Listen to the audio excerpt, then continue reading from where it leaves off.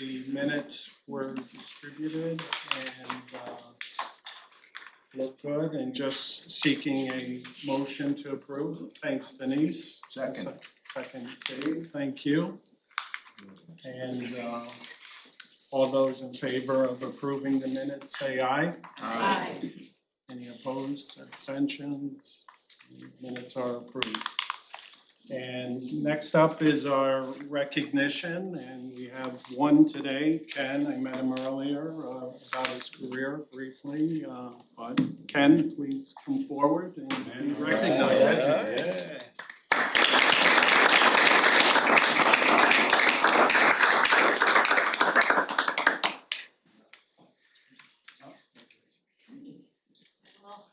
Ken, who's celebrating 35 years today. After high school, Ken went to work as a security guard at the Albany Institute of History and Art on Washington Avenue, and in his spare time, he would work on cars at home. His uncle was a bus operator at CDTA, and he said to Ken, you should apply here and you could fix buses. So he said, all right, and he applied. He started as a cleaner, and he quickly worked his way up to support tech, technician, second class tech, first class tech. He was then working on fare boxes when he decided to switch and become a maintenance trainer, and he's been a maintenance trainer for the past 21 years. And he says his favorite part of the job is being able to train young employees and see their careers develop here at CDTA. He says that the biggest change he has seen at CDTA in his 35 years here is the technology. Ken said when he started, it was just a wrench, and I was gonna say a hammer with the bus. Now everything is electronic. He said you can't even go into the bus and start fixing it without using a computer first. So all technology based now. He said his favorite CDTA memory is his trip to the International Bus Rodeo in Cleveland, Ohio. He really enjoyed getting to watch other technicians do work. Ken said what's kept him here for 35 years is the strong relationships he's built with everyone, as well as seeing those people that he's trained progress throughout the company is really rewarding. In his spare time, Ken loves to fish, hunt, camp, watch NASCAR, and dirt track racing at the Lebanon Valley Speedway. Ken is not ready to retire just yet. I convinced him to stay a little longer. And he said when he is ready to retire, him and his wife want to get a camper and travel all throughout the country. Ken, thank you for 35 years of dedicated service.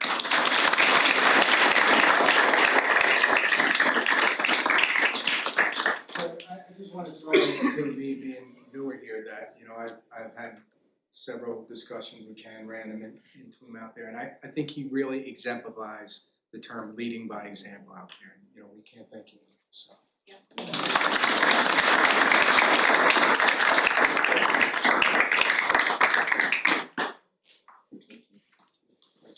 Thank you. Congratulations. Yeah. Congratulations. He's class. Hey Frank, could I just comment on Kenny? You know, me and him started the same night 35 years ago, but we've been friends. But what a class, just a class act, and what CDTA is all about. He's just, he's good people, man, genuine people. So congratulations, Kenny.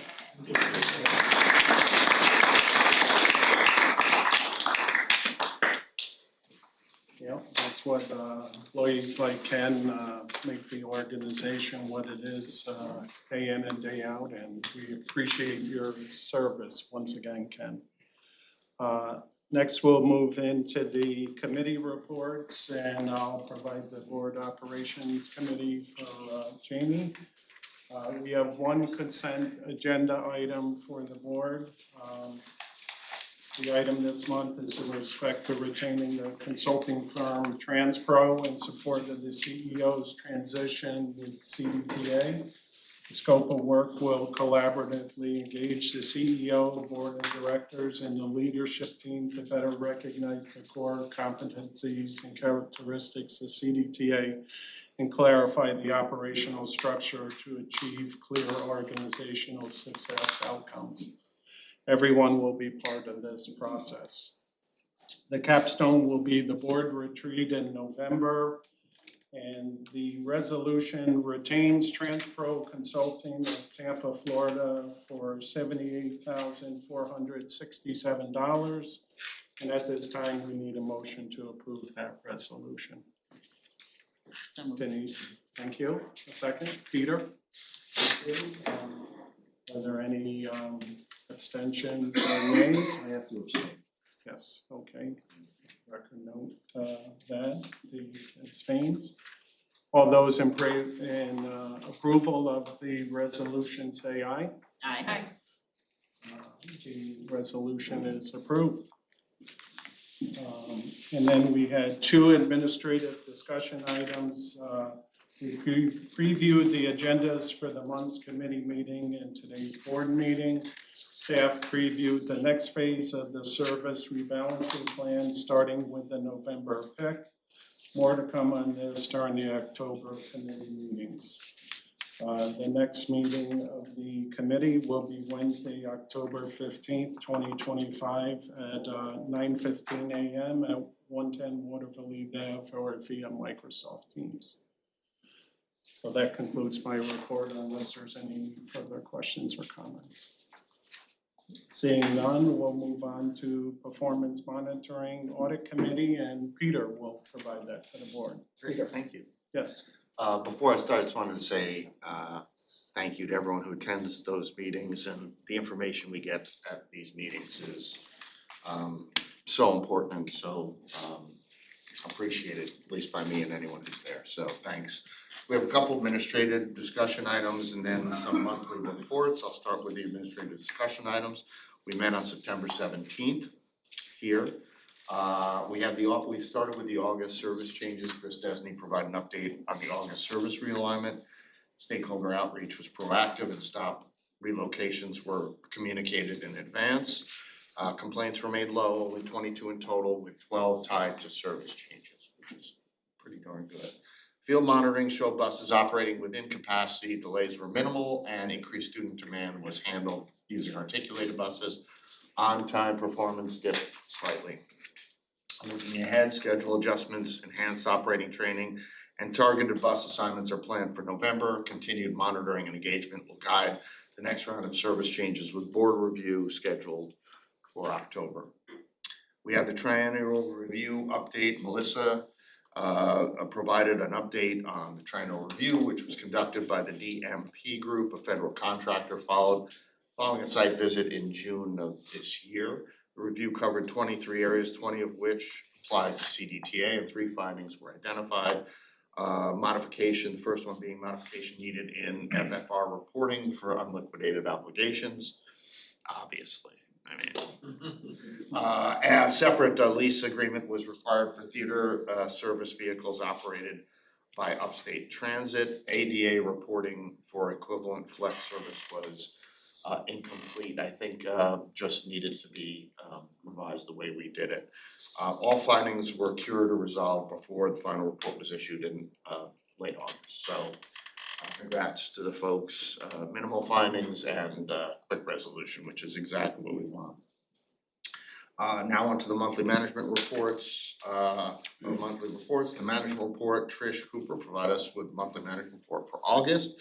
Mortgage recording tax continued to outperform, up 10% for the month and 18% for year to date, which I think is very positive. Customer fares were slightly below budget, but improving, with August less than 1% under the year to date cap, narrowing it to 5.6%. Investment income exceeded expectations by 24%, and Trish is gonna give us all the name of the investor that got that, because certainly my return was nowhere near that. Supported by effective cash management and updated money market policies. On the expense side, wages were almost 9%, 8.75% under budget for August and nearly 6% under for the year to date. Purchase transportation was slightly over budget in August, 2.36%, but remains 9% under for the year, the strongest performance in recent years. Another positive thing to look at. Overall, total expenses were 3.4% under budget, generating 1.7 million year-to-date surplus, and 2.1 million total year-to-date savings. This is obviously very positive given our challenges in these areas, so that's great. Now that we had the monthly non-financial performance report where Gary Guy provided us with non-financial report for August, fixed route ridership increased by 2%. Compared to July, reflecting seasonal return of school and university populations, year-to-date ridership is up 2.6% over the prior year. Accident trends showed 19 preventable accidents in August, a slight decrease from July, but 6% increase year-to-date.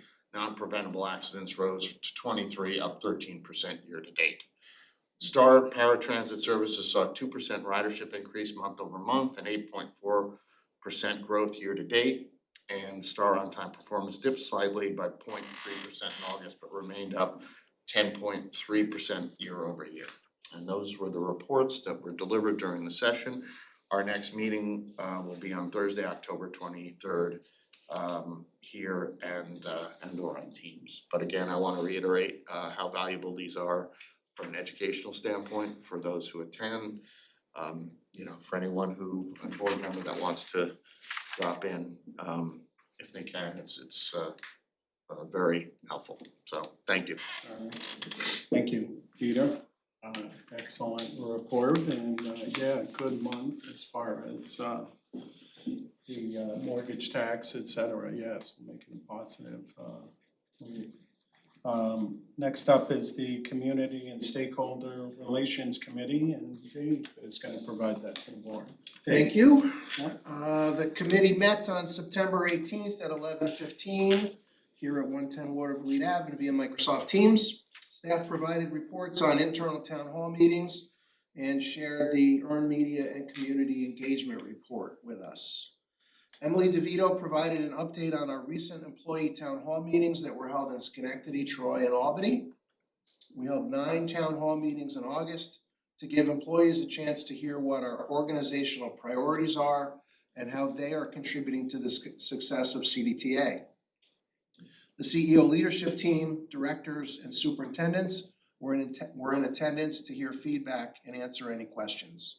CEO Frank Anacaro updated employees on current and upcoming initiatives, including service rebalancing, employee recognition, fare compliance, and bus shelter cleanliness. Employees provided feedback on several topics, including fare evasion, payment issues, and service suggestions. Moving forward, leadership will track action items and communicate progress back to the workforce.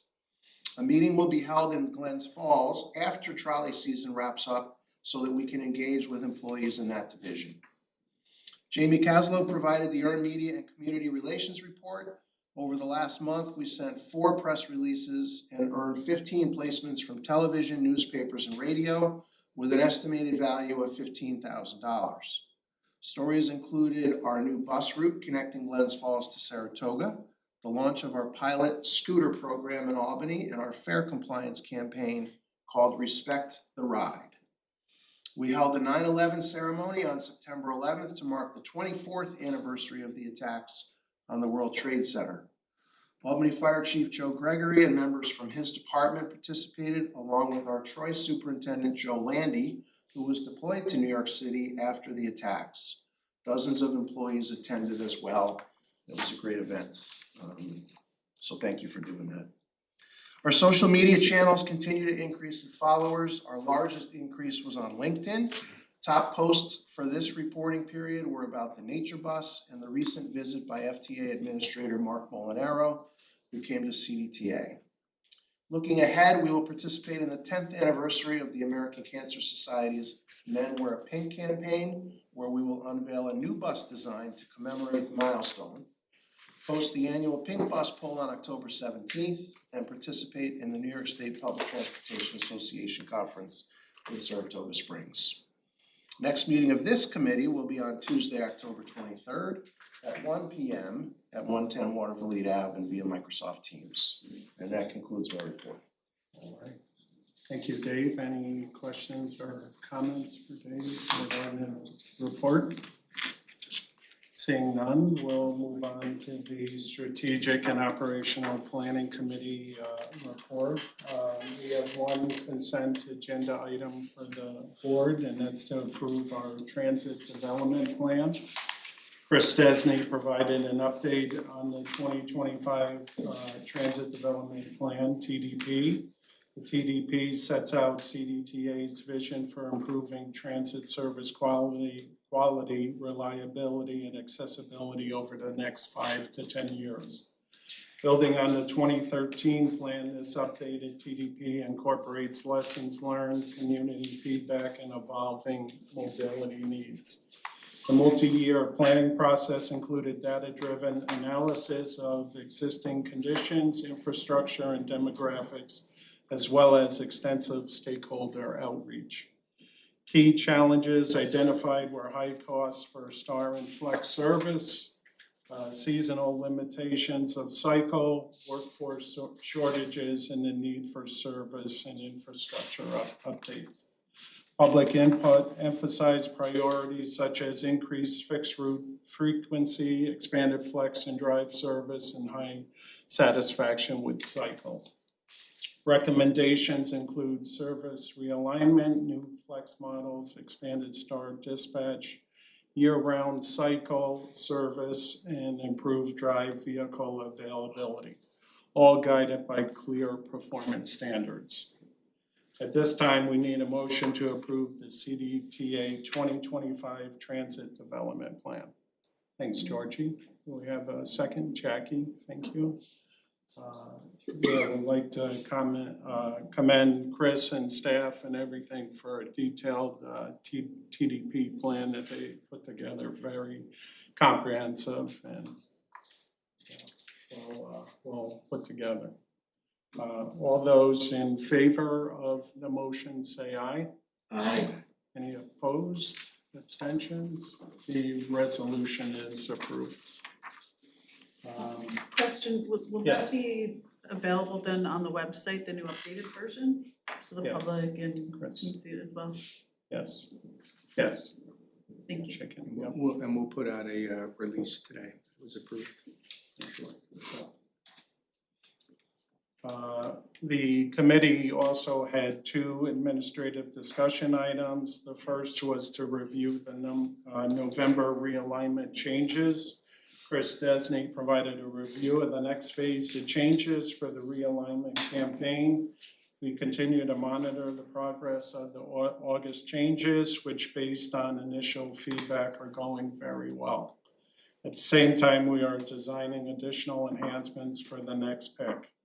The ongoing themes are adjustments to service levels and coverage while reinvesting some of those savings to improve service reliability and address operator feedback. We will also seek opportunities to implement flex to provide a higher quality of service where warranted. A detailed recommendation to be considered for adoption will be provided at the October meeting. And our second discussion item was the capital projects report.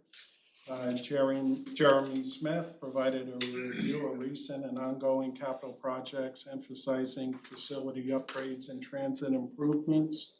2 mobility hubs at Liberty Square and Manning Boulevard were completed on budget alongside key facility enhancements like the JLB top deck joint replacement and lift upgrades at 110 Waterville Avenue. Current projects include the Make Ready initiative at 110 Waterville Ave, set for completion in November 2025, and a major $29 million electrification effort funded by a low-no emissions grant targeting completion in 2027. Transit station upgrades at 80 Broadway and Harriman East are also underway with additional work on storage house resurfacing and lift replacement scheduled through 2026. Looking ahead, we are planning Red Line BRT upgrades, intersection improvements, new stations, and park and ride enhancements across the region. Warren County facilities are slated for upgrades, including new layouts and amenities. The West facility is also being considered for future expansion. The next meeting of the committee will be on Thursday, October 23rd at 12 p.m. here at 110 Waterville Ave and via Microsoft Teams. And that concludes my report unless there's any other comments or questions. Okay, seeing none, we'll move on to Frank's CEO report. Frank. Thank you. All right, well, happy fall. We're 2.5 days into fall, so as the season begins, all the little ones are back to school. First of all, I wanna thank the CDTA entire team because they continue to be focused and engaged and really delivering. So, thank you all. And we have a lot of good things to do, to accomplish ahead of us, but again, thank you. So specifically, I think it's been a month to date that we rolled out our August service changes. So the team has been really focused on these realignments and closely monitoring capacity and performance throughout the system, right? And as we've reported at the Performance Monitoring Committee, we encountered very few issues, very few complaints. But, so kudos to everybody. But we did identify some flaws in the rollout. And these will serve as lessons as we continue these rollouts, right? We're gonna continue to closely monitor the performance of the August realignments, and then we will be presenting to this board in November realignments coming in October. And I will say it is very critical for everyone, the team and everyone, to understand that as we roll these out, the communications, the legibility of the system, and our customer advocacy are essential parts of our success here. Because all the best planning in the world, will not accomplish those items. So this team is gonna be focused on those as we roll that out. In parallel to the service realignments, we've identified several key priorities. We've began some targeted work streams and working groups. Many of these initiatives, not all of them, or many, were shaped by the feedback that was provided during the 9 town halls in August, right? One of the most frequently cited concerns, both by employees and our customers, was fair compliance. So in response, we launched the Respect the Ride, Pay Your Fare campaign. Thank you to Sarah and the entire team, an amazing job. We launched this across the network. You'll see fare required on our destination sign. You'll see the Respect the Ride flyers, correspondence on our monitors there. Now, anecdotally, we're seeing some immediate success with this, but we will provide the board with, empirical updates on this, but also we'll include you with the planning and the progress on the phases of this campaign. This fair compliance campaign has 4 phases: education, which we began; engineering, which is we partially were in the process of engineering; equity, and enforcement. These 4 phases are essential to sustaining the success in this. So this is a strategic approach to face an issue that I don't think it's a really widespread issue for CDTA, but this is a industry-wide issues that folks are struggling with. So, kudos to everybody, kudos to the team, to the response here, because time is of the essence, right? Another mentioned earlier was bus shelter cleanliness and conduct continue to be an area of concern and focus for this team that we are tackling. So we will provide you with some updates on this throughout the next several board meetings, right? We continue, thank you for the approval of the organizational success plan. We continue to work here. As a matter of fact, a all-inclusive group of employees in CDTA have drafted our core values, right? Our organizational core values. And we're looking to adapt them. There's still a little bit more work there. The board will be part of that. And this is essential framework as we move forward to the organizational success plan. And I'm looking forward to all of us aligning on the board retreat. We're hoping sometime in November, but I just implore everybody to try to be thoughtful in your schedules so we can get this retreat together, because that's gonna be really the capstone of this work. So we're excited about it, and Jamie Caslow is gonna coordinate that. Definitely excited about the 2025 Transit Development Plan, because this is truly a roadmap for us.